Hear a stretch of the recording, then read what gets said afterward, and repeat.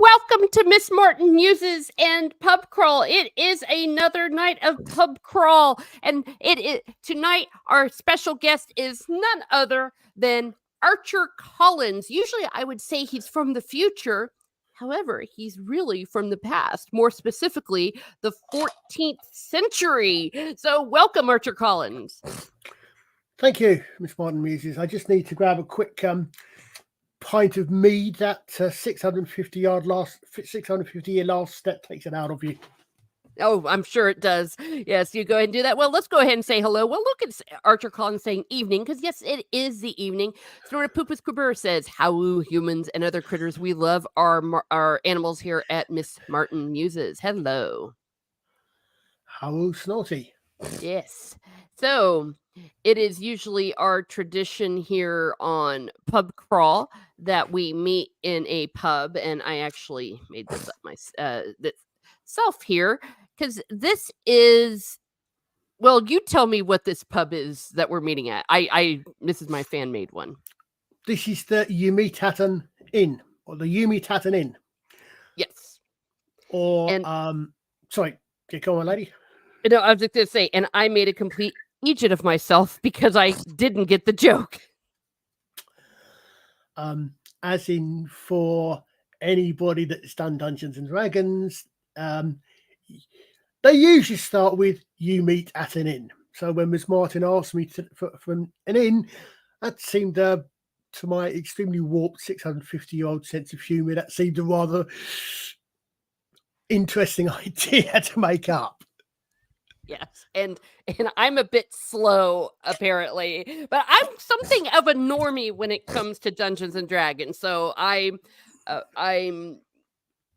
pleading some ignorance there. But now that you mention it, the stories too, because I've read Dragonlance, which of course technically is not Dungeons and Dragons, but the same idea. You are correct. They meet at the inn.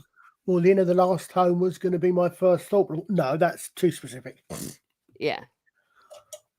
Yeah, well, cool. Well, so yes, he does. Archer Collins, for those who don't know, he does like to play Dungeons and Dragons, other tabletop games, and I forget if you own or are associated with the Tabletop Junkies. I am. I guest with Tabletop Junkie. He does the games that I run. Another chap, we were looking a couple of 3 years ago, a chap called PJ Maybe, who does have his own channel, but unfortunately has had to take some time off due to medical conditions. But he actually reached out to Tabletop first and arranged it. And we mainly play there, we're playing every other Friday. We normally play every Friday. Every other Friday, we play Castles and Crusades. Okay. Which basically is Dungeons and Dragons, just without Wizards of the Coast being involved. It's another company, Total Games, and it is same races, the same Dungeons and Dragons used to have up to about 4th or whatever it was edition. When you've got the classes, where etc. Basically, it's another version of Dungeons and Dragons. Mm-hmm. Yes. Oh, well, there you are. Yeah, and there's a lot of different games like that, similar to it, and that's what makes role-playing games, sometimes called D20 games, so much fun, because there's really no limit to it. And yes, hello, Zach. Thank you for being here. He's giving us all a wave. I've played the D20 Conan one, the old one, the 2.01, and some of the Call of Cthulhu and others. So it's really a lot of fun. So this is our pub this evening, and he's already said that his drink of choice is mead. I'm drinking coffee, but I think that coffee is inaccurate, if I am correct, because they did not have coffee until the quote unquote discovery of the quote unquote new world. So oops, I'm not accurate. I won't tell you about the huge great mug of hot chocolate I've got next to the cup of coffee then. Oh, okay, fair enough. Yeah. Well, what do they call that? Far from being authentic, farb. Yeah. But yeah, and I think that gets us into what we're doing is that Archer Collins is an archer, like literally, you do living history, and you said it's 100 years war. Am I correct? My main the group I do is medieval reenactment. We the group itself there is it's a very strange for anybody who's not done. I don't know. I know you've got a similar hobby set up in the States, but obviously a lot of yours, as I understand it, forgive me if I get any of these things wrong, a lot of yours is going to be set up around the American Civil War, the War of Independence, and perhaps a few others. We have obviously we've got things going back.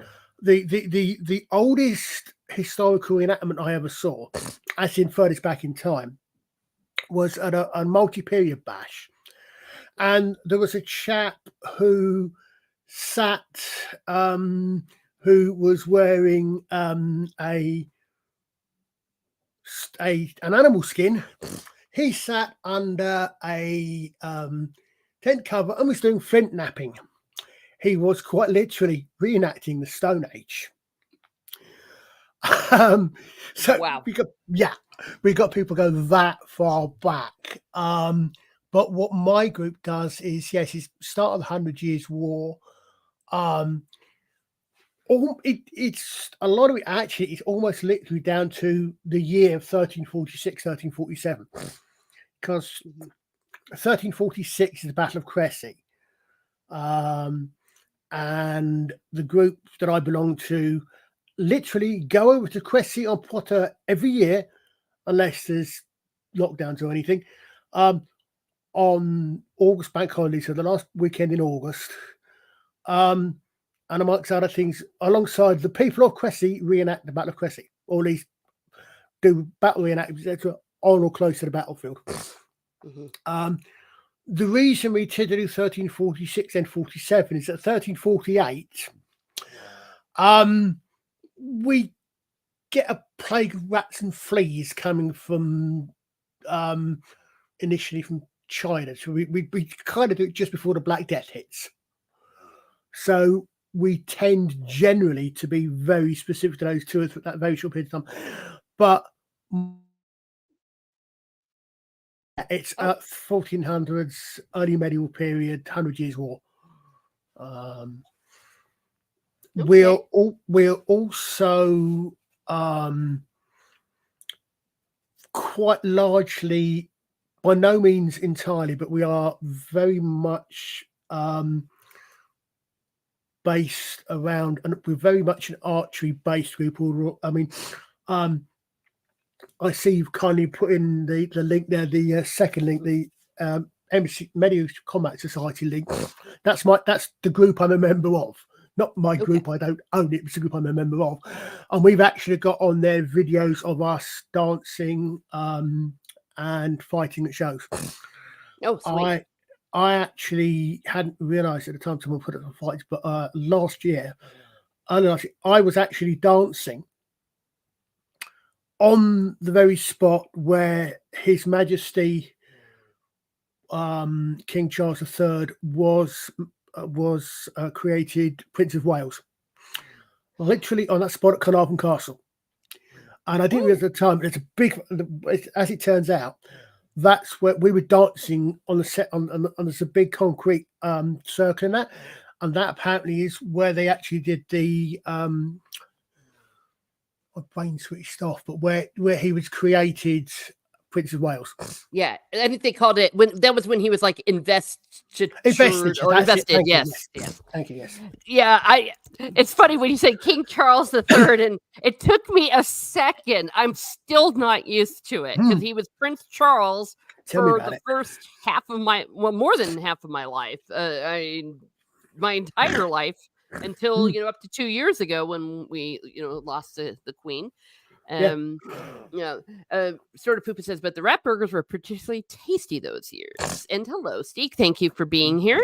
Saying hello to both you and I, and hope we are well. Well, relatively well. Back in the 14th century, the last thing you wanted to do was catch anything because they did not have antibiotics, so you were kind of Nope. screwed.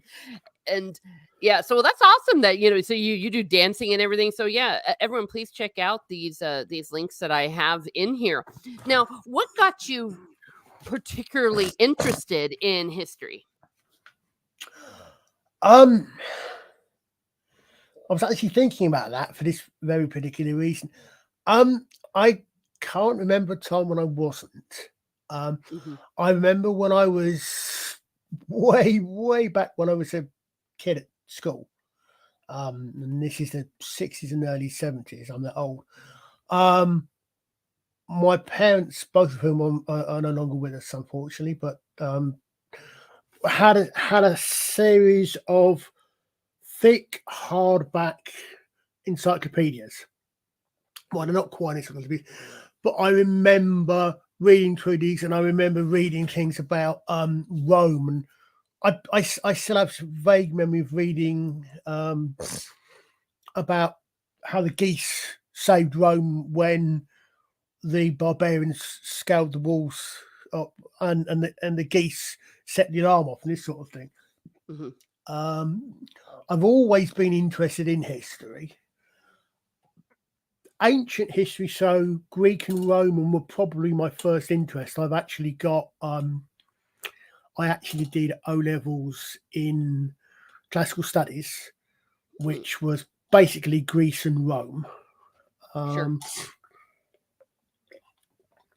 But I thought weird, possibly weird for someone who's English, but my interest in history sort of waned at about the Battle of Bosworth when the Tudors come in.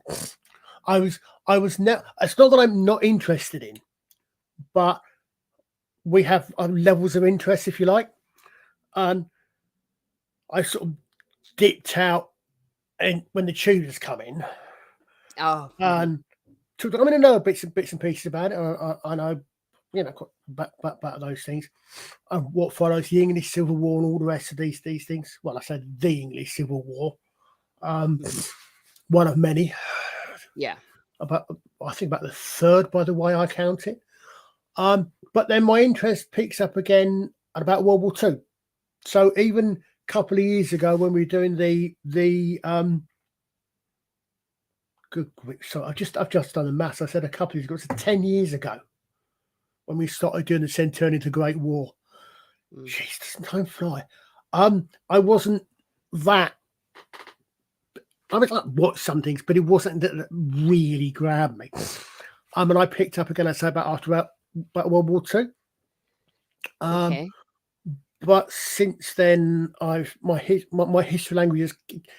I'm still interested in all sorts of things. I've done quite a lot of. A few years ago, I discovered. Hi, Roman. I discovered audio books and audio plays and audio lectures, and I discovered a company called the Great Courses Plus, now known as Wondrium, on your side of the pond, who do a lot of fantastic stuff, and I've listened to those. So my interest in history is my main interest now, and has been for a while, is the medieval period. Why, I couldn't tell you. It just is. But as I said, I mean, we've got people coming in now. Wow. Oh yeah. Well, no, I know what you mean. Like the parts that have always stayed with me. I can't say why. There's a bit of a je ne sais quoi to it. Maybe part of it has to do with things in a person's childhood. Like, for example, when I was talking about the Battle of Hastings, part of that was I just remember being a little girl, and my dad had visited there with my mom. We didn't get to go on lots of vacations and stuff like that when we were left at home, which was fine. And he told us the story of the Battle of Hastings, and so if something is giving you a memory from your childhood, maybe it's something as simple as that, or maybe we relate to it, or something is just pretty cool. Who knows? Well, and the other thing is, of course, that the early medieval, well, actually, no, technically the late medieval period, actually, because I'm one of these people who does not like the phrase Dark Ages. Oh no, no. I've got issues. I understand why it's used, and I can use it because it's a phrase that everybody understands. But I much prefer the period. I much prefer the early, mid, and late Dark Ages. Obviously, being English, I've got one particular hook for the Middle Ages, and actually for about the period, about 100 years running up before the period I do. Some chap who tends to look a little bit like my avatar, only tends to be usually pictured all in green. Chap named Robin something. Oh yes, Robin Hood. Gotcha. Yeah, but obviously Robin Hood, English archery, medieval period. So that's a connection. I grew up with a really one of the best treatments of Robin Hood. Legend, I think, was 1980s series called Robin of Sherwood. Yeah. No, I remember. Was that the one with Michael Praed? Yes. Yeah. Oh, yeah. I was in love with that man because I was over in Ireland at the time, so we would see these things. We loved ourselves some Michael Praed. Well, and I wanted to tag team also along with you about this whole Dark Ages thing. The historians do not use that anymore, and there's a very solid reason for it, because some of it was one of those victors write the history kind of situation where, during the ages of the Enlightenment and in the post-Catholic England, they rather Europe, if you will, that it was like, oh, that was the Dark Ages, everything was just barbaric and all that, when the facts just don't bear up with that. And so we usually do use the early Middle Ages and the high Middle Ages. So, and then going into the Renaissance, it's just something that is not used anymore for that reason. Yeah, I know. I mean, it's your question, Stig. I read a while ago the first of the is it Harlequin, the first one? I've got them. The first of the ones where he starts off, I think, before Cressy. One of these says I want to get back to reading them. Actually, a lot of my knowledge, or my early knowledge about historical periods in general, not just the Middle Ages, comes from after Edith Parker does pen names her name to Ellis Peters and starts writing about this monk in the Anarchy, Brother Cadwell. You get this. You get an explosion. I remember when I was a kid, you had Jean Paley books. You had historical romances, and that was romance as in story, not necessarily Milton Boone lovey-dovey romance. But then, after Brother Cadwell, you suddenly had this. You seem to have this explosion of historical murder mysteries. And the best ones are the ones likes of P.C. Doherty, Paul Doherty, who does about 3 or 4 different periods. Bernard Knight, who was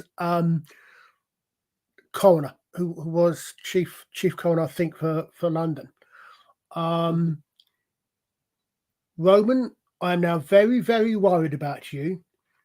And I'm very glad we've got an entire 5,000-mile Atlantic Ocean between us. Yeah. Roman of the Empire says, when I think Roman, I think Archer Carl. Well, I gasped a little bit because you said the magic. Well, I didn't gasp there. I gasped when you said Brother Cadfile, because I'm like, I love that man more than life itself. He's one of the few fictional characters, probably along with Hercule Poirot, who I really wish were real. And maybe he is real. He's more real to me than many other people are. Well, the thing is, what I liked with with Ellis Peters, with Paul Doherty, and a lot of the others I read. Some of them are actual historians. Doherty, I think, has a degree in history, and they know their stuff. Mhm. So the best of them, I think, the ones they used to, at the back of the book, you get a little glossary, 2 or 3 pages, and it would tell you what asarted meant. It would tell you what different names for ladies of the night were, companions, and it would actually tell you a bit about the history. You'd actually learn, the way language has changed and this sort of thing. I mean, I go all the way back to, I love Lindsay Davis as well with Sorry, so yeah, I just saw that one. I just saw that as well. Very nice. What's that? Clever, Stephen. Clever. Yes. I do. I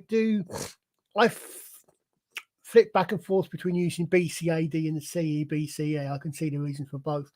But yeah, but that's I did pick up a lot of my history from that. Interestingly, my reenactment character is you've got. Basically, there were 2 types of reenactment characters: those who existed and those who didn't. Mhm. Literally, it's literally that. You've got most of the characters in my reenactment group, for example, are real historical figures. They're attested. You can go and see their you can sometimes go and see their graves. Sometimes there's a lot of information about them, and people enjoy researching them and talk about them. My character's not real. I didn't want to change my name. I couldn't be bothered to come up when I first started. My character is Archer Colin, or Brother Colin. He started off as Brother Colin because my first character was a friar, Mhm. who used to be an archer. Basically, he was Brother Cadfael. He Oh, was awesome. very much inspired by Cadfael because Cadfael had a history in the army as a soldier, and then later on in his life he retires. I mean, he's got a full up. I mean, later on in the books or the TV series, his daughter turns up. He's got fun, but he then retires to a monastery. I kind of had that in mind for my character. I couldn't afford much when I started. It's not a cheap adventure. It's not a cheap hobby. No. So my first character was Brother Colin. I had a monk's habit, and that was it. But I filled the character out because he's a fictional character. He can be nearly anywhere. Mhm. Most of the time, he's fought the Battle of Cressy. He's in the Battle of Cressy. He was in the I quite often that period of Cressy. He's in the retinue of the Bishop of Durham, which is interesting because the colours you can see on my that's actually not a picture of me. That picture there is, unfortunately, it's a very small picture because it's a very old picture that I just found of medieval archer on the internet. I happen to have a tunic that colour, but the other way around, which are actually the colours of the archers from the town of Llantrisant in Wales, where we'll be going later on this year. We have connections. We have close connections to Llantrisant. One of the many things that come out of the Battle of 100 Years War and the Battle of Cressy in particular, there is Cressy is one of the last big battles where chivalry plays a major part of it. It's probably the first big land battle where the longbow plays a part. But one of the things that comes out of that is that you get it's not just the French against the English. The French have got allies. Excuse me. One of the things we have to remember when we say French, don't think in a map of France now. No. Think in a map of France, draw a line down the middle of it, and everything to the right is France. To the left of France, isn't it? It's places like Burgundy, Poitiers, not Poitiers. what was you that? think? Well, Aquitaine and the rest of it. Normandy, of Yeah, course. Normandy, Aquitaine, and all the rest of it weren't actually part, but there were also allies. So you've got blind King John. I always was on never of Bavaria, and there's an AI. There's an AI for everything. For that Archicon, and all free today. Oh no! But there's one of the amazing things is you get the Prince of Wales. Yes, I think second Prince of Wales, because I think no, I can't remember if the first Prince of Wales was later Edward II or Edward III. I can't remember which of the Edwards it was that pulled the wool over the Welsh eyes. Yeah, because because not all of them were Prince of Wales. That happened a little bit later. It says here that the first Prince of Wales was Edward of Carnarvon. Yeah, and the way it happened. By the way, folks, if anybody hasn't actually caught me on any of our FFSI streams, I waffle. I see a squirrel go off, and I follow the logic of that channel for that at times.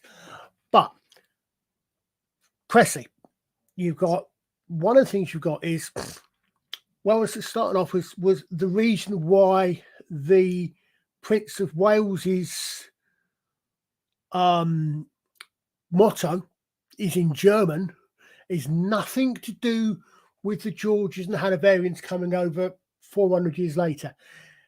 The Prince of Wales's motto and those ostrich feathers, it's not a fleur-de-lis, go back to 1346. There is, I said, blind King John, I think it is, of Bavaria. It's literally that. He's blind.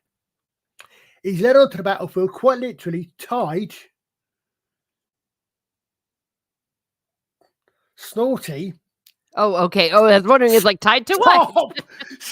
The problem with reenacting archers that most people get the point, but some just get the shaft. Oh my god! Tell me about it. Oh lordy lord! But I'll try to start it, at least for this one.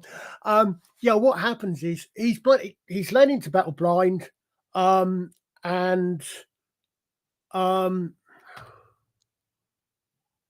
that's a bit worrying. My computer just sort of semi-locked for a second there. And basically, he's led into battle. He's on his horse blind, and he's tied to 4. Surprisingly, he's killed. The 16, I think at the time, year-old Prince Edward of Carnarvon, later known to history as the Black Prince, but don't say that to his face. No. Comes across this guy, says the medieval Norman French English equivalent of, wow, this guy was a mad lad. And in respect for this king's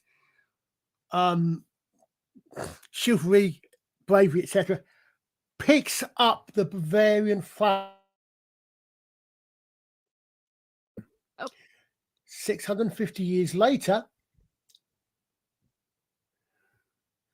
Okay, I think maybe your Wi-Fi might be going in and out a bit. Yeah, it might a little bit. Yeah. So basically, Edward of Carnarvon, the Black Prince, picks up the King John of Bavaria's standard and adopts it as his own, which is why to this day the Prince of Wales's motto is Ich dien, is in German. That goes back to 1346. Also at 1346, same Black Prince is out there. He's 16 years old. He's commanding a wing of the English, and he gets in trouble.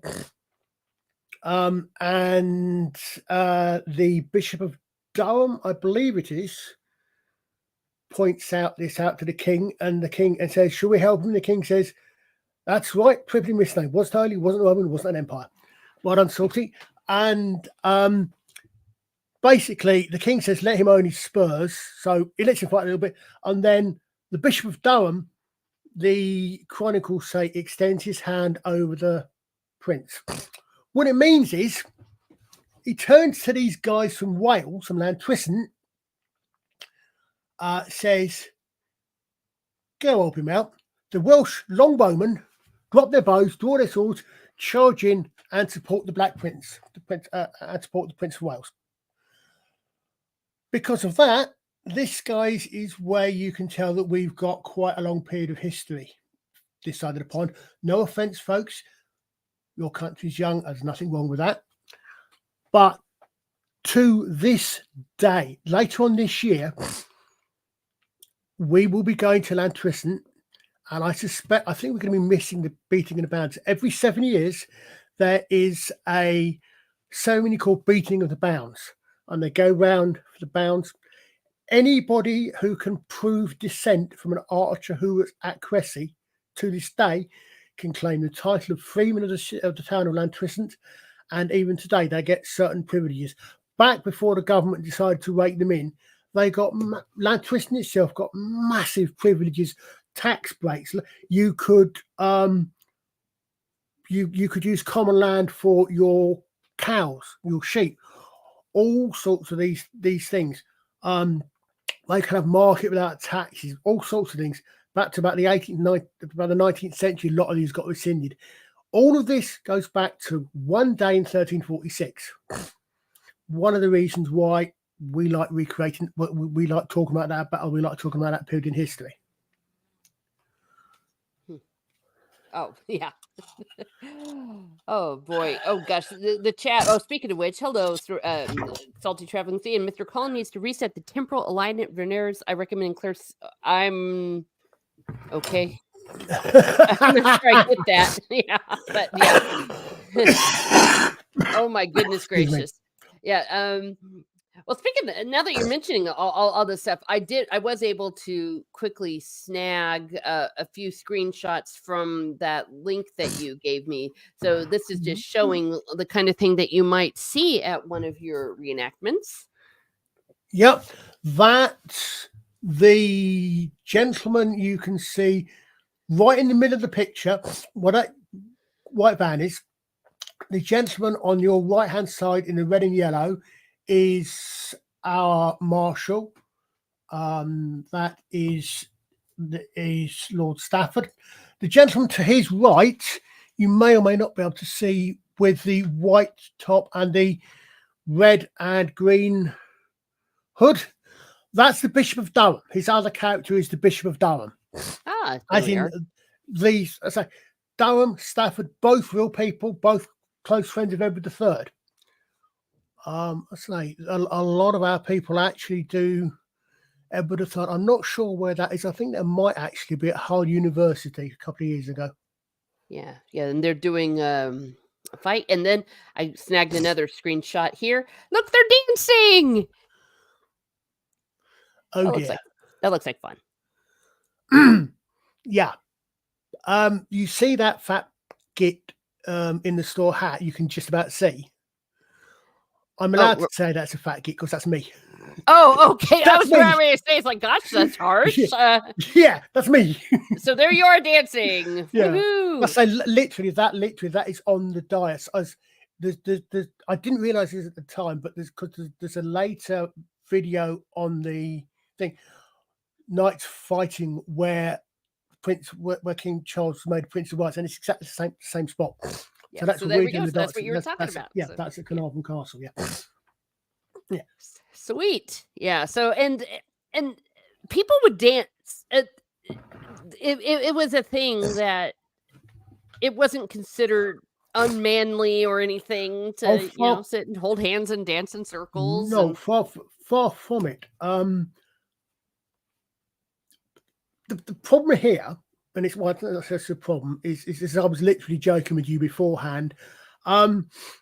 24 hours later, I can still be talking about this because there's so much little bits and pieces we can unpack that we talk about it. If you imagine the medieval period was quite stratified. It wasn't the way it's sometimes portrayed with everybody repressed and all the rest of this, but quite often dance amongst the nobility, dancing and things like maybe your only real chance to talk to anybody outside your family. Mm. That you see a lot of our dances, there's a heck of a lot of flirting goes on at our dances. Most of it is part of the dances because a lot of our people are actually family, but it's the only chance perhaps you get to meet someone else. Also, as we like to say, for various reasons, a lot of people don't. A lot of fighters don't like to dance, not least of which is if they've just been fighting, the dancing follows not long after, they've not got a lot of strength. Mm. Or they're not a lot of energy left. But dancing, the footwork, as any of our fighters will tell you, especially those who do dance as well, dancing, a lot of footwork is the same, or very similar. It's a lot of footwork, foot controls, a lot of footwork in fighting. Monty Python actually got very little wrong, apart from the bits that were obviously and deliberately intended for comedic effect, such as, oh, I'm being oppressed here, and I really don't think that some bint offering a sword, some bint in the lake offering up a sword is a sustainable method to form government. A lot of the background to the Monty Python was actually, Holy Grail was actually very good. But the other thing we say about, again, this is things we tend to talk about at shows. The other thing is, if you're showing off, you're showing off your wealth. You can't see it there, but you can actually see it best in young Master Stafford there, the chap standing in the yellow top. You notice he's got different coloured legs. Yes. Mm-hmm. That is correctly accurate. In our period, we have what are called split hose. Basically, you will have baggy braids, which is pretty much the medieval equivalent of boxer shorts. And then you literally had separate legs. Wow. Yeah. Quite often, your legs will be your top will be split in half in colours as well. So you would have your left leg would be the same colour as the right side of your tunic, and vice versa. You can't see one in that one, but I have one black leg because I made enough money on campaign in France to afford the dye to buy one black leg. Black was an extremely expensive dye. All these things are ways of showing off how rich you are. Yeah. And I recall, because I did some study for some women's clothing, because I was actually part of a madrigal choir back in the day, that our concepts, as you've said, of matching and what's colors and things, back then that wasn't even a thing, that you would have maybe orange with red or something, things that we would go, oh my gosh, that's just such a faux pas. It wasn't. And I like what you said also about this was like the chance for you to socialize, especially men and women. There was a reason why this is sometimes the only time you could maybe touch a woman and not get in trouble from her daddy. This was a way a lot of courtship would happen. I mean, on the dance floor, the chastity belt is one of these things. A little bit like, well, how adult is your channel? Well, I do say it's not for children, but don't go too far. No. All I was going to say, for those of you know what I'm talking about, yeah, the pair of anguish and the chastity belt are two things that make medieval historians gasp and smack their heads. They never existed. Oh, yes. I was going to say they're myths. Yeah, they're myths. But yes, you're right. There was you're going to get a lot of the dances that we do are a lot of them. You also you literally get the the men in a circle dance, a lot of them, most of them are moving around, and a lot of dances you get, the men will stay still, and at one particular measure, the ladies will turn around and they will swap from man to man to man. Mm-hmm. Oh, excuse me. I thought I got away before the plague hit. Oh. Damn, must just caught the start of it. It's that English weather. It's getting English. to you. Yeah. But yeah, so what are you saying about that? And I also like the comment about dance, that the dance moves were very similar to the kind of moves and footworks you would need to do with combat, and total different show era genre. But in the Game of Thrones show with the character that was training Arya, that he would call it dance. It was her dancing lessons. He would say, "This is a dance," but of course, it was a deadly dance, but that you were actually training for these very complicated things that would save your life. Well, yeah, exactly. I mean, and not only that, but also you've got your especially if you're a man who's wanting to do most of the fighting, and you're a knight or you're aspiring to be a knight, you're showing off. You are literally showing off your moves. You're saying, look, I can do this. I'm this good at it. I can move like this, I move like this. What must I move like on the battlefield? Things like this. A lot of it is literally is I won't say it's psychological warfare. Yeah. But no, it's showing someone, hey, don't mess with me. Watch my dance moves. This is what I can do when I'm trying to face you down in battle or in a duel or anything like that. Yeah, exactly. Yeah. All's fair in love and war, says Stephen Rinson. Footwork follows as well. Yes. And hello, Rennie. Thank you for being here. So, yes. I love that. And completely unrelated, but soccer too, by the way, that a lot of proper football players, that they take ballet take ballet lessons and all that for the fancy footwork. This is something works in the Premier League. Yeah, this is something I find very confusing about this modern world of yours. Why the king lets you risk damage by playing football, I do not understand. There was a reason why the king banned football. Several reasons. He wanted people fit for the army, not banged up after two villages beating each other to a pulp. I don't understand why you're allowed to play football. Yeah. Well, but I do actually. But I'm not interested. I'm not in the least bit a sports person, but that's one of the reasons why football was on and off, and a lot of other things were actually kind of banned. Yeah, because people were getting injured, and they wanted them fit enough to be available for military service. Yeah, I remember that. I forget when it was and which person did it. When was, but it makes sense. And well, nowadays, totally going to the present day, there was a problem with football. I remember when I was young, because there were the so-called soccer hooligans, or the football hooligans, fights would break out. We used to have a joke about if you piss us off, we'll send in the army. If you really piss us off, we'll send in a bunch of football hooligans. Yeah. It seems like the Liverpool ones were really crazy. Liverpool, Man City, Man United.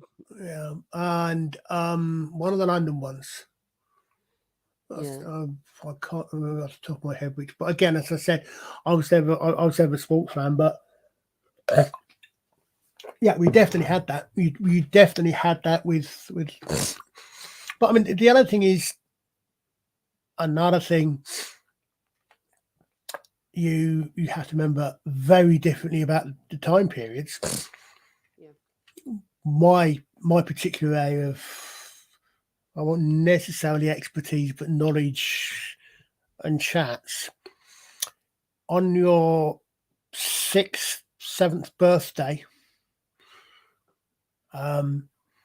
you're taken to your seventh birthday starts as normal. The Sunday, your first Sunday after your seventh birthday starts as normal. You go to church, you go to mass, then you're taken outside and you're measured up for your first bow. And from that day on, every Sunday after mass, you practice archery. Everybody does.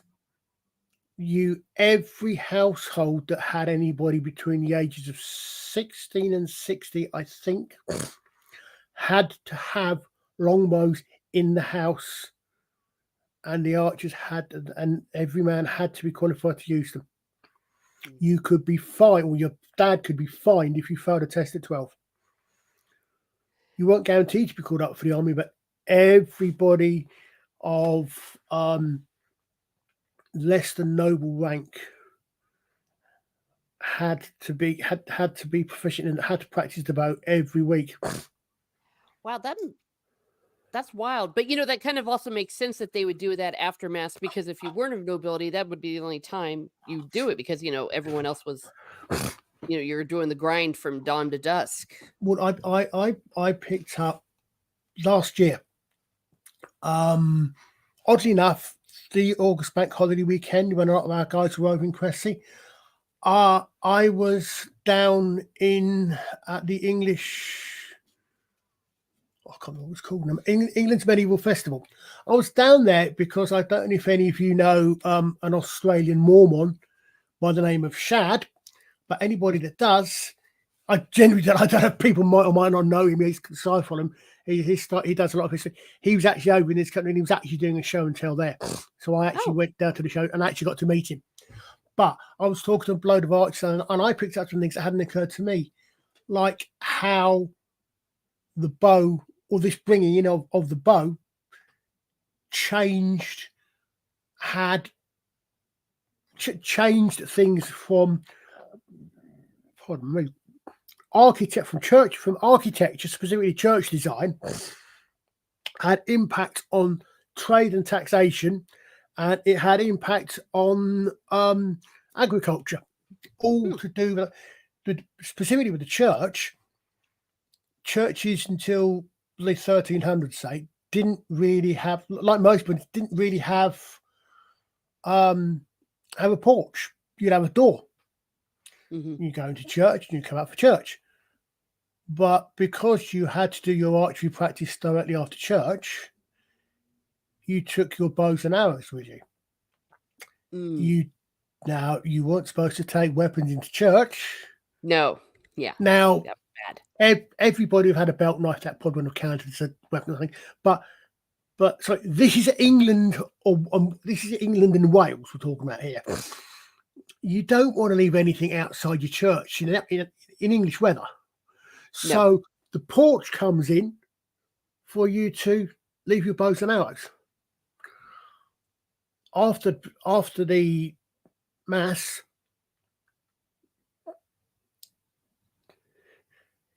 I'll come back to that in a second, Snorty, if you don't mind. One of the things that you get is the priest. The priest doesn't want to go. The priest doesn't really, after having a long day of boring everybody in church, doesn't really want to walk that far. So he's got to take you guys to your archery practice. So your archery practice, the butts, which is what an archery butt and an archery is called, butts are where you practice. I used to, when I was in the Territorial Army, you used to do firearms practice, firearms butts at a range. Was as close as possible so the priest didn't have to walk too fast. You walked out of church, grabbed your bow, grabbed your arrows, walked off and did your archery. We have there is a debate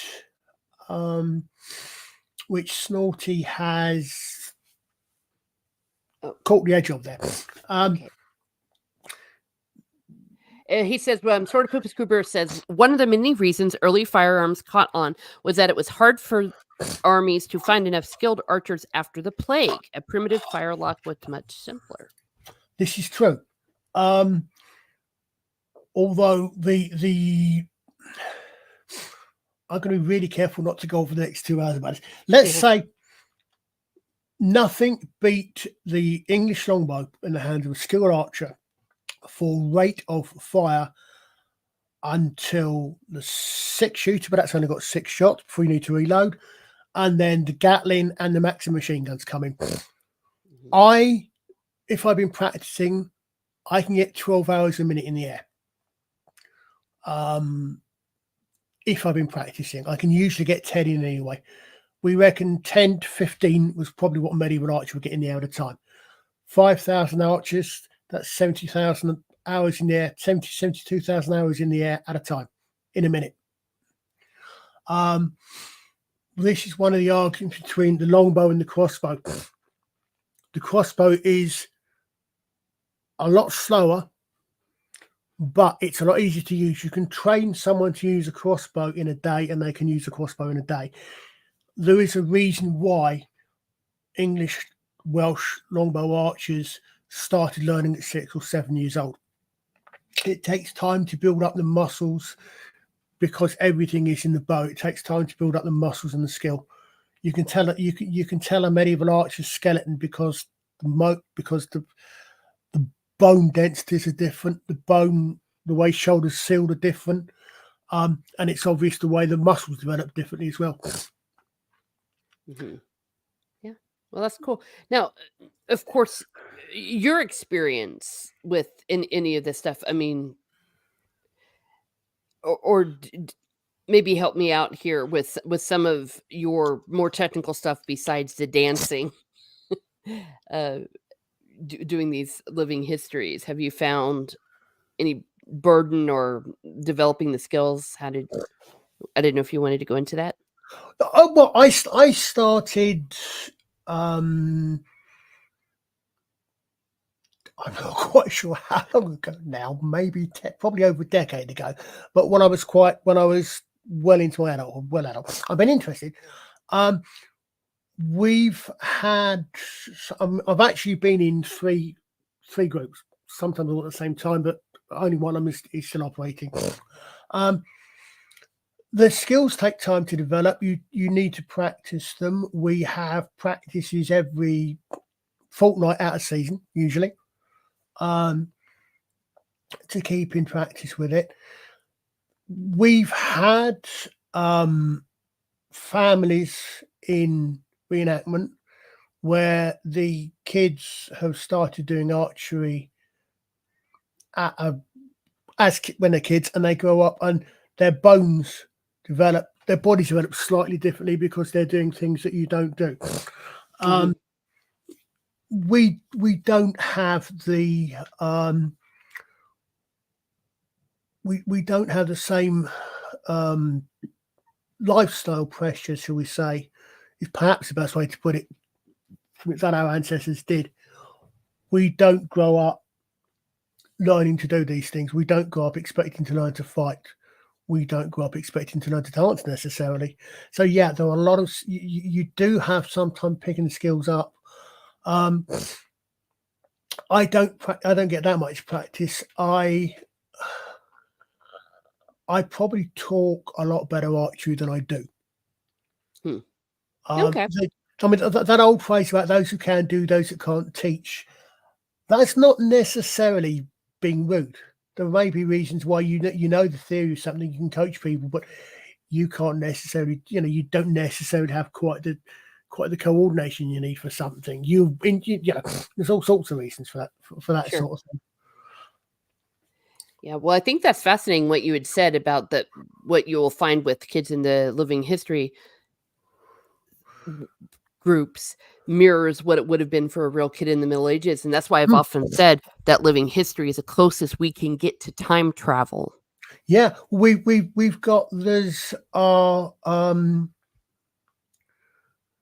perhaps, I mean, I know, as I said, I know a little bit about what reenactment does on your side, but my understanding, a lot of it, what I've seen is from Ren fairs, Renaissance fairs, etc., which I don't think are the same.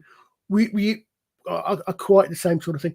We've got you've got living history, and living history is basically everything the public sees is authentic. Obviously, it's not 600 years old, but it's authentic patterns, it's authentic design. You shouldn't have any machine stitching on display. If your tent is open for the public to see, even if they can't come in, because you may actually be roped off, so you talk to the public, but they show. We do a lot of show and tell. A lot of what we do is show and tell. Is showing weapons, is showing armor, and this sort of thing. And if you're doing fun on living history, everything has to be authentic. Excuse me a second. Yeah. The biggest anachronism is one that no one even notices, which is the fact that when I'm doing a reenactment show, people on the other side of the rope can understand me. I am not saying "Ready it is, will somebody lost with Fugler's song." I'm saying it's a nice day, isn't it? I'm speaking modern English. I'm not speaking Anglo-Saxon or Norman French or anything like that. Biggest anachronism. You wouldn't be able to understand this. Yeah, it's almost like a total different language. It is. But what you the other extreme, if you like, is where you get battle reenactment, and what you get is, I mean, my first bit of reenactment I did was with a group called the Seal Knot, which is the largest, I believe it still is the largest reenactment society in Britain, and they reenact the English Civil War, the 1640s English Civil War. And what we did, they never saw the public, camped off site, got together, marched onto the battlefield, reenacted the battle, and marched off again. Whereas, sorry, she's not got a bit of dry throat coming. This guitar. Whereas, what we do, we set up, we do displays in the arena, but we always talk. We talk to the public all the time. We'll talk about whatever our areas of interest are. We have cooking displays, for example, sometimes where the ladies who are our cooks, who have an interest in that and are good cooks, they will actually prepare and cook food medieval style. Yeah, it's always fun, and the food is always, it tastes fantastic. Yeah. Yes. We'll sit down when we're talking to people. I spend most of the show talking to people about language, how language has changed, about archery in general, about the medieval period. Oh, cool. Yeah. And that's why these things are loads of fun to go to, because you can see, and people like to share their great learning experiences. Stephen Ransom was like, wasn't the library at I'm assuming you mean Alexandria, described as a living library. Doesn't this reframe that idea? I don't know. What do you think about that? No, I'm not sure. I mean, I don't know, because the library of Alexandria was destroyed about 3 times, I think. But what comes, there is one thing you should never do at a reenactment show as a reenactor, and that's bluff. Oh. Because if you do, there's a distinct possibility someone in the crowd is going to say, actually, and they are going to know more about that particular thing than you do. And that's fantastic. As a reenactor, that's fantastic. Because, as I said, it hadn't occurred to me till I went down to this show before last year about the massive effect on society, technology-wise and tax-wise and the rest of it, that the use of everyone having to use the bow brought in. It's great. You know to someone, and someone will say that, and then someone will say, you'll talk to someone and they'll say that they'd heard something else, and that's great, because you can then talk to them and find out what they know. That's great. You can absorb it. But if you sort of say something and they tell us, well, they know differently, then you look like an idiot. Yeah. No, and you're right.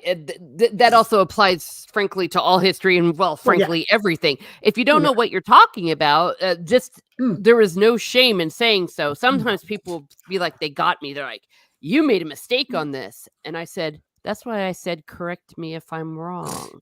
Because like I am willing to admit that I might not be right about these things. I don't, if it's something I don't know a lot about, that there's no shame in doing that. And sometimes you're right. You will look dumber than you would have otherwise if you just admitted it. It's like, hey, help me out here.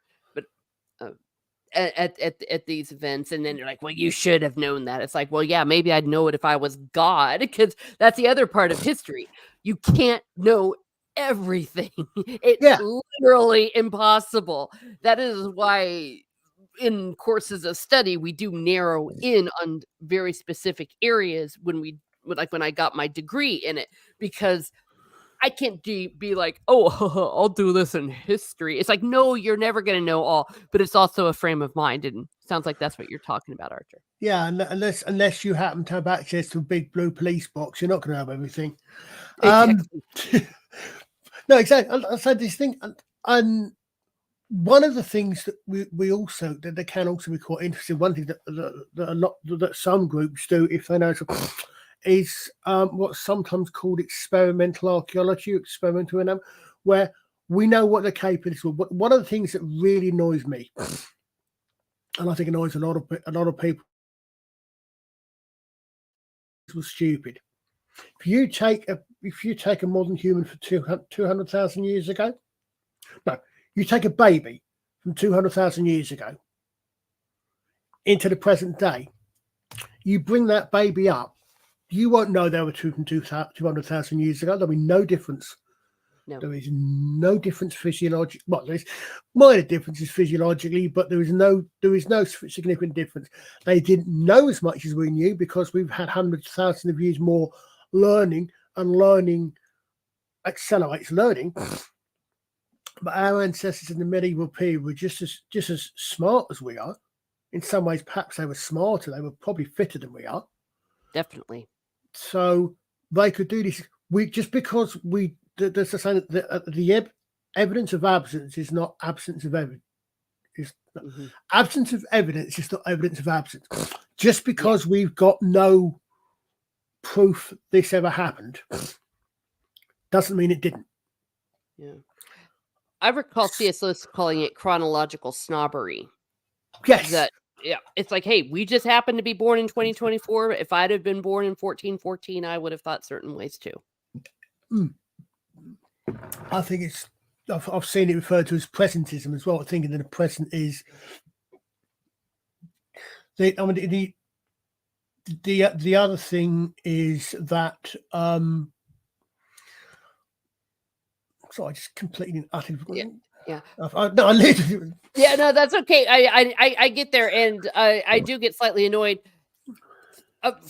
For example, I'll just throw this out here. From what we've been seeing in the past few years at our universities, if you went a university in the 1300s was far more open-minded and open to debate than a university in 2024. So don't you tell me about, the quote-unquote dark ages. It's like you actually were allowed to have a different point of view back then. So just because you live a millennium later, that doesn't mean you're better. It just means that you have a bigger encyclopedia, as you said, what we used to call encyclopedias. Now it's, I guess, the net, Google. But so we know that our ancestors were just as well. We know what they had, roughly what their technology was, what was theoretically capable. Just because we have no pictures and no writing of them doing such and such, doesn't mean they didn't. It doesn't mean they didn't carry long. It just mean that they didn't come up with a way to carry a longbow on your back. Some sort of nail on something attached to the bow itself, which wouldn't get in the way of using it, which hooked into a scabbard on your back. We don't have any evidence they did. but there's no reason they couldn't have done that.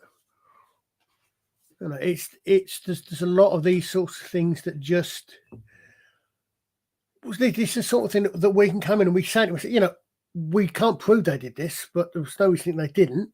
Well, that's why things like archaeology and stuff can be so important, because they can tell us what perhaps writing couldn't. Yeah, I mean the one we do move into certain areas these days where we are hampered because our ancestors didn't have health and safety.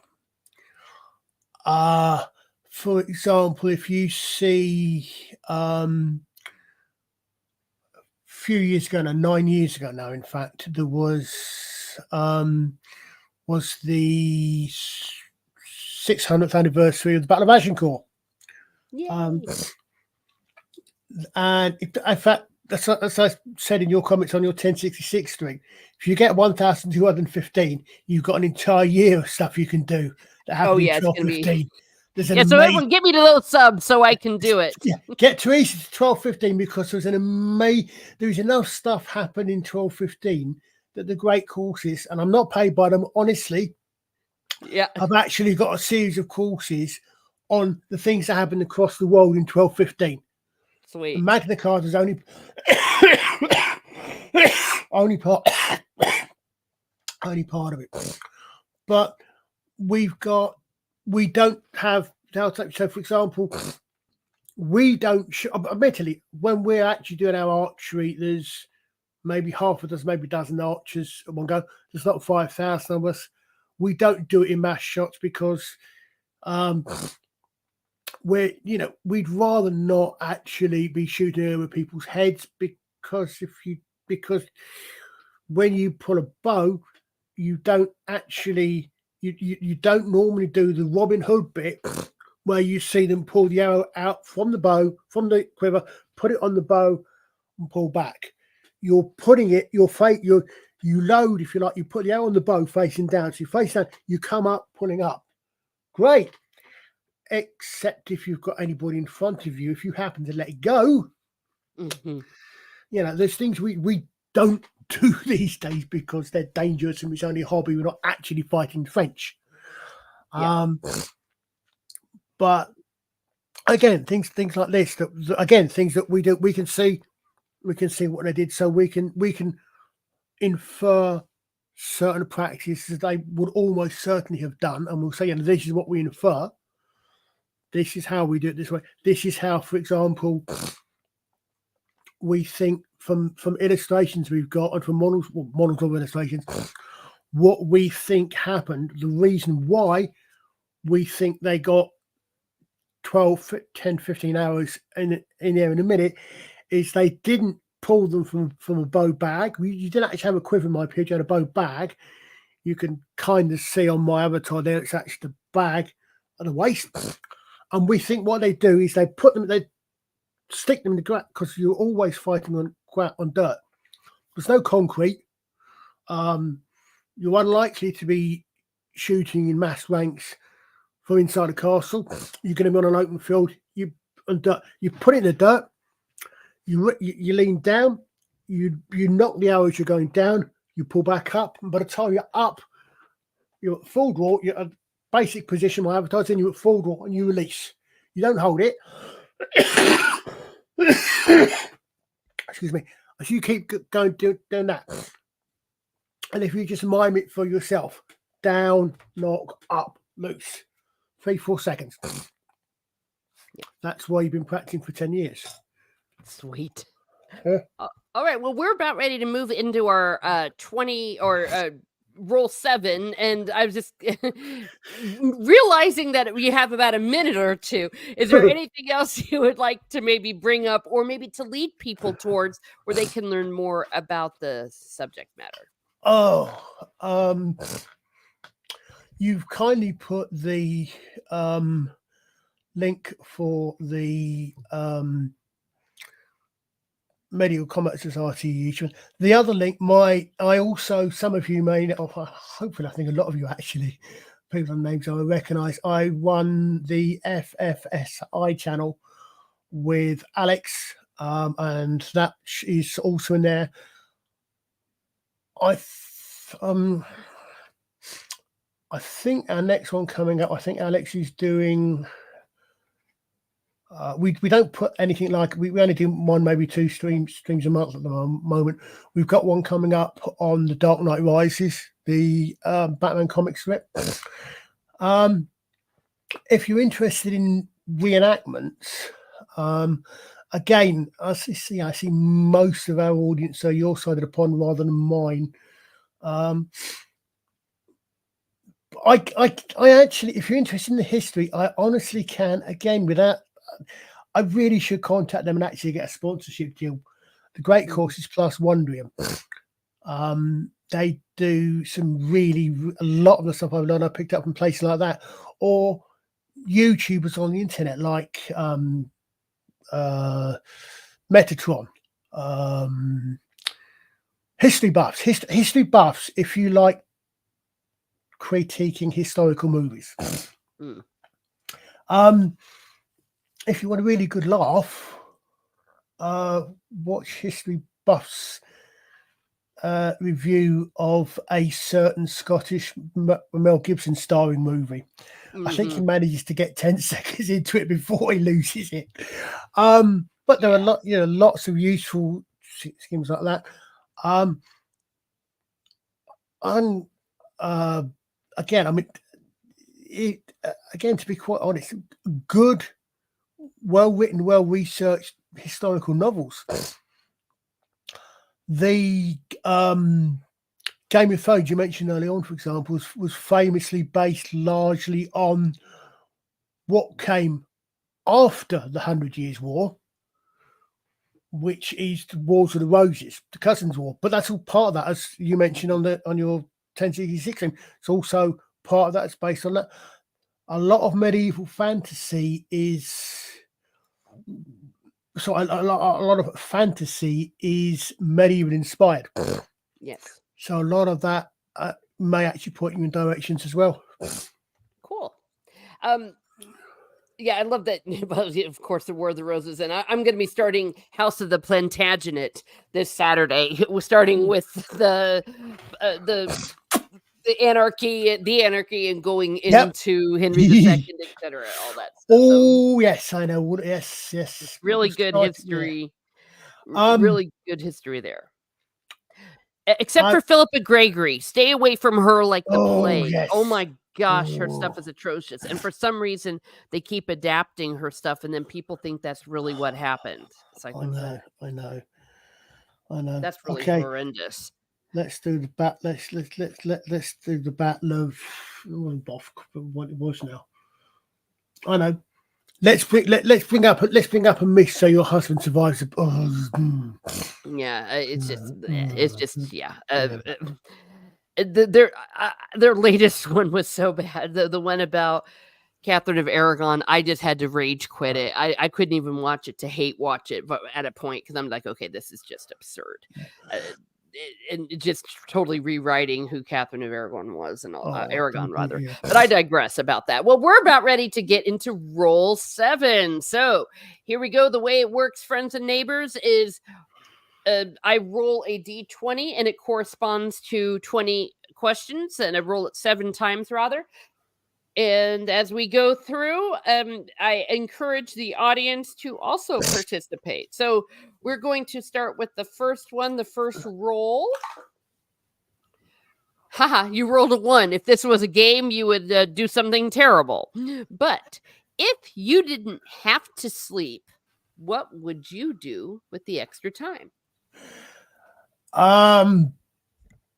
No, this is a family channel, folks. I'd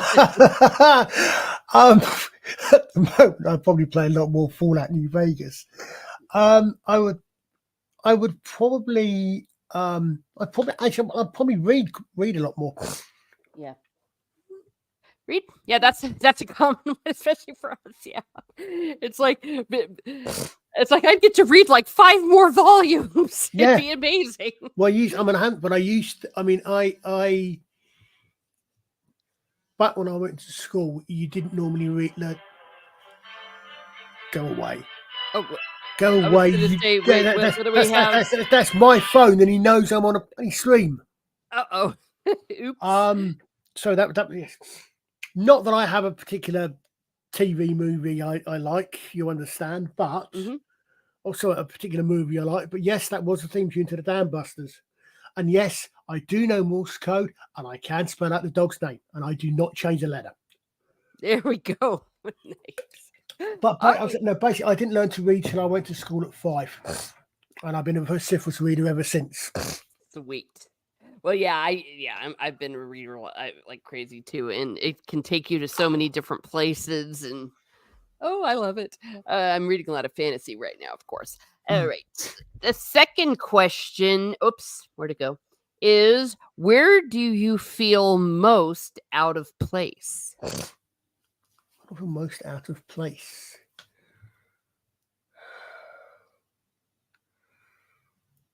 That's a good question, actually. For you, would it be the present? Like when I'm not in the Middle yeah, Ages. yeah, just time between the two. I don't know. Used to be in large gatherings. Mm, I'm. They say that a lot of actors, people in that particular area are actually quite shy inside and that put on a front, which is why they're good at what they do. I can be a little bit like that, I think, at times. hmm Or when people ask me questions I don't know the answer to. Oh, well, there you go. Or you make something up. Yes. uh, and drink and carry on, chat. Oh, okay. Maybe I missed the context of that one. All right. Oh, you've already done that. I always say when you roll the same number twice, you need to buy a lottery ticket. You're lucky today. Okay, if you could have dinner with one famous person living or gone on to the great beyond, who would it be? Hmm.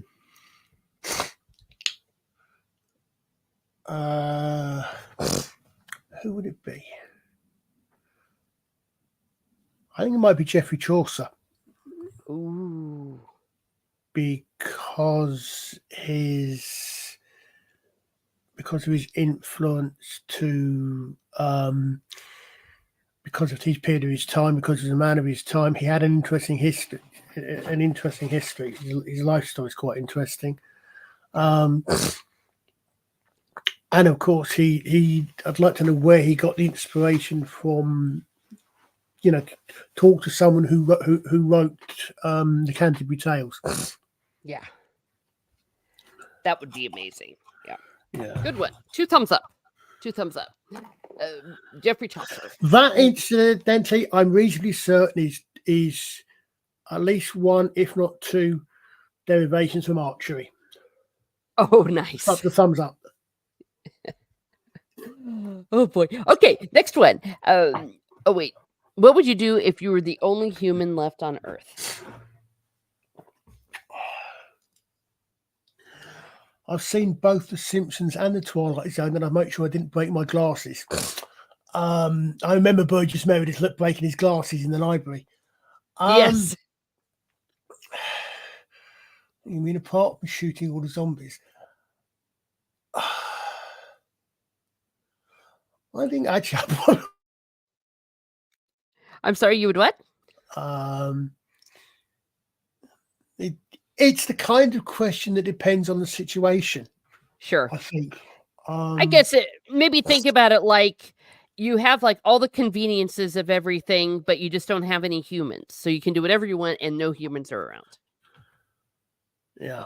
I'd probably get a lot more reading, a lot more game playing done if I could still play games. There you go. Because I tend to play a lot of computer games that are the ones that you don't need to play with, computer games as opposed to games with people. Yeah. Okay. So you'd Get a lot of archery practice done, but it wouldn't be much use. yeah. But hey, but that still might be fun. Yeah. All right. Next roll. Oh gosh, you got another double number. You're so lucky today. Tell me something on your bucket list. My bucket list. My bucket. Um, I'd like to go to places like Angkor Wat. You know, the big, some of those nice historical sites that aren't quite so well known. Mm-hmm. The temple ruins in Cambodia. Wow, that'd be cool. Yeah. All right. Well, you heard it here first, man. Yeah, I would actually, I would love to do that. Of course, minus I want to see the Northern Lights, and I'm afraid I'm never going to get a chance because every time I try to go over there and see them, the weather doesn't cooperate. By the way, you got the same number 3 times. Definitely buy it. I don't know if the stores are still open, but get yourself a lottery ticket. What is the most annoying people that? Oh, sorry. What is the most annoying habit other people have? I've got an odd one for that.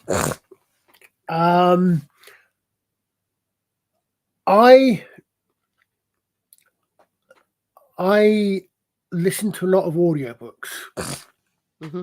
And what really irritates me is when you get a lot of short conversation and either the author in the first place or the editor cannot find an alternative for the word said.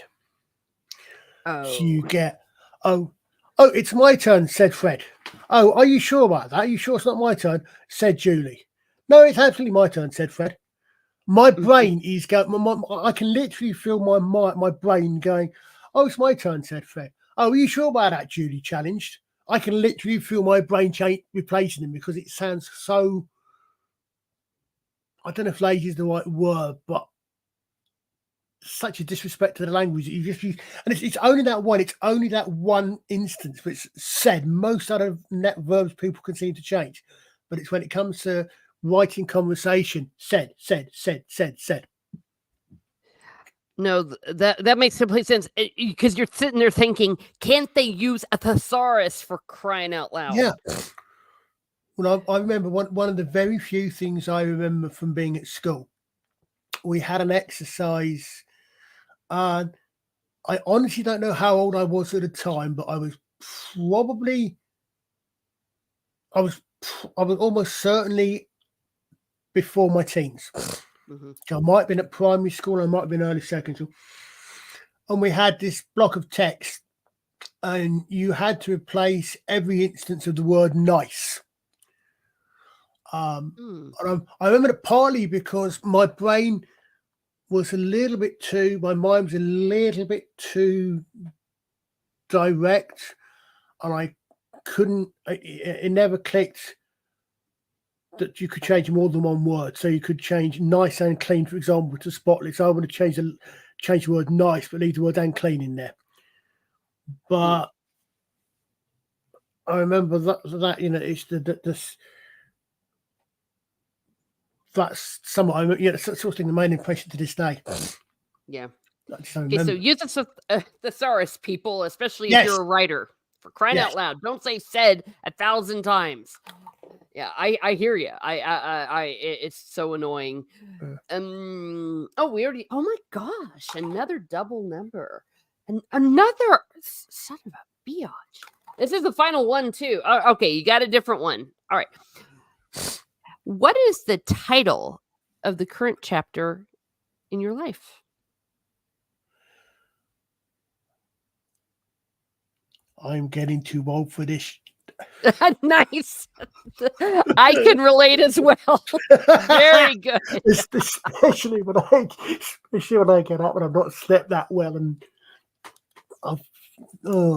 yeah, and yeah, exactly. You're just like, I totally relate to my grandparents nowadays. I'm Yeah. like, now I know they were the way they were.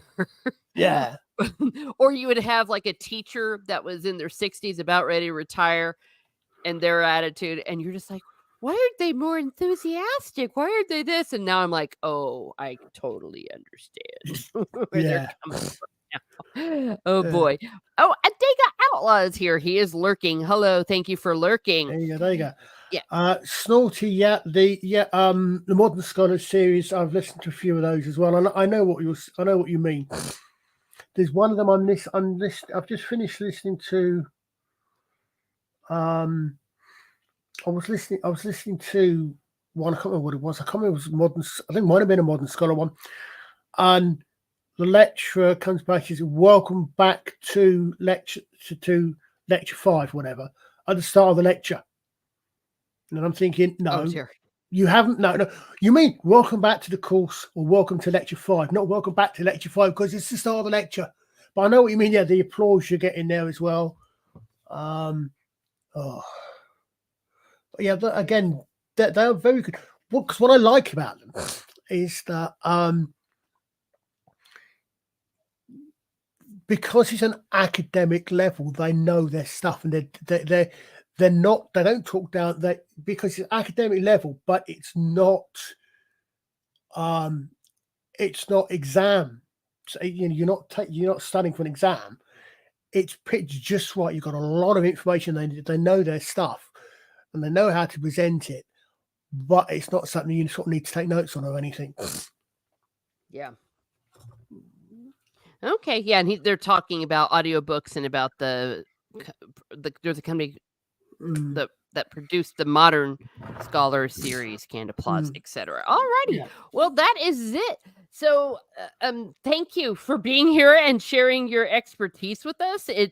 I've learned a lot today, and of course, all the chat, everyone that has been in here. We couldn't do any of this without you all. Where can we find you? What's coming up, Archer? Not much at the moment. I tend to spend more time these days in chats. I think the same as a lot of other people here, to be quite honest. As I said, I've keep an eye on FFSI. We've got a couple of things upcoming. I did last one I actually did was completely utterly unrelated to history. It was my other interest, my lifelong interest.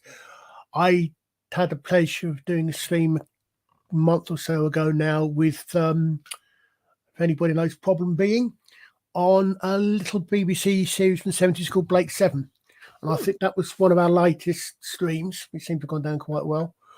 But otherwise, I'm genuinely just around hanging around in other people's chats. I tend to be in the rabbi stream a lot. Mr. Brown, in fact, it's probably later on this evening. As I was saying, and keep an eye out on what we do on FFSI. We've got a few things coming up. We're sort of developing at the moment. Hopefully, also, I'm helping. I'm not quite sure how far it's gone. I'm helping a friend of mine write a book. We've got the first book is in the process. I helped him edit it, and the first book is in the process of being published, and we're not sure when it's going to be coming out. And we're currently fighting our way through writing the second book in the series. So hopefully the first one of those will come out later on this year. And then when we finish writing the second one, if that one does reasonably well, the second one published. But I said that's probably a few months down the line at least. Okay. Well, cool. Well, thank you for being here, and everyone, please, subscribe, all that jazz to all of the things that people that Archer Colin has been telling us about. And you can find me here in Miss Smart Muses, where I talk about what makes me laugh, makes me cry, makes me happy, makes me sad, or just really ticks me off. Keep your eyeballs open for a Fallout review live stream that I will be doing. Was that a happy sound or a? That was, I'm not sure either way on Fallout. Okay.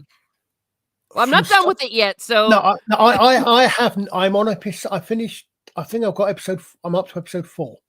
okay. I wasn't sure, and unfortunately, I like the look of the show, but some of the things I've heard about where they're actually going to go are actually. It's going to be a case of okay, good show, but it's different from the games. Yeah. So yes, for one thing, yes, off the bat, everyone did not expect it. So I actually have 2 more episodes left, so I'll probably be watching that. So I'll be able to maybe say about where the show goes. So thank you. So if you did watch it, loved it or hated it, maybe tune in when that happens. I have some more House of the Dragons coming up, and I already said House of the Plantagenet, where I'm going to continue the history, where I always invite people to help me out, correct, because this is not my entire focus of study. And I have found through what I have been sharing to have learned a lot. And I think some of the people in the chat have as well. So that will be on Saturday. I think by then I might have my hours because some of these have really been blowing up because I need only like 20 watch hours. But if the watch hours do come through, then keep your eyes open for a very big celebration where I will be fully monetized, not mostly monetized. And then I guess that's all of my YouTube goals will be done then because I'll have gotten everything. There's nowhere else to go.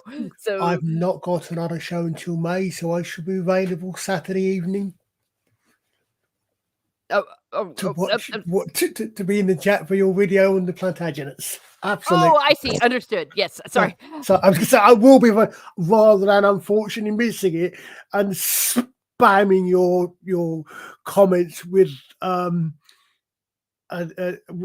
with entire essay. Yeah. Oh, and that's perfectly okay because I tell people to tell me that. Yeah, I only get annoyed when people just say, "Oh, like that was wrong." Well, what was wrong? Tell me, and you will.